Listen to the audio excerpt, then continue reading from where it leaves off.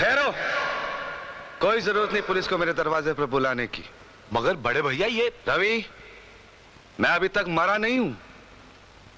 घर की छोटी मोटी उलझने मैं खुद सुलझा सकता हूं। साहब जी ने डांटी है, अभी का अभी डांटी है।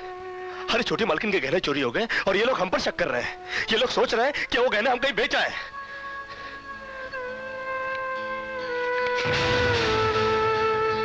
बाकी के रुपए कहां हैं कृष्णा? क्या क्या पूछा आपने साहब जी? मैं पूछ रहा हूं कि बाकी के रुपए कहां हैं? ये आप पूछ रहे हैं साहब जी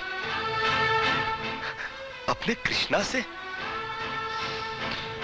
देखो कृष्णा, गलती हर इंसान से होती है।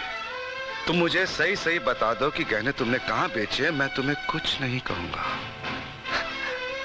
अब कहने के लिए बाकी ही क्या है साहब जी? एक छोटा सा सवाल पूछ के आपने बहुत कुछ कह दिया है साहब जी। कृष्णा, बात को आगे मत बढ़ाओ। बात आगे बढ़ चुकी है साहब जी, बात आगे बढ़ चुकी है। अब तो आप पुलिस को ही बुलाइए।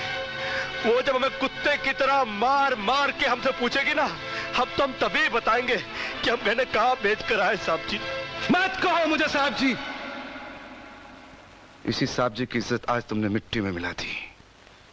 क्या कुछ नहीं किया था मैंने तुम्हारे लिए, उसका मुझे तुमने ये बतला दिया।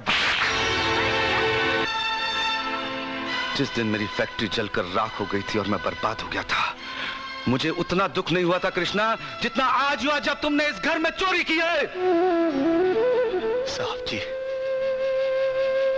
बचपन में जब हमारे माँ बाप मर गए थे ना और हम अनाथ हो गए थे ना, तब भी हमें इतना दुख नहीं हुआ था जितना दुख हमें आज हुआ है जब आपने हमें चोर कहा साहब जी। आपने हमें चोर कैसे कहा साहब जी? और ज्यादा सफाई देने की जरूरत नहीं है। दूर हो जा, मेरी नजरों से दूर हो जा। निकल जा इस घर से। अरे इस घर से ही क्या, इस गांव को ही छोड़कर चले जाएंगे।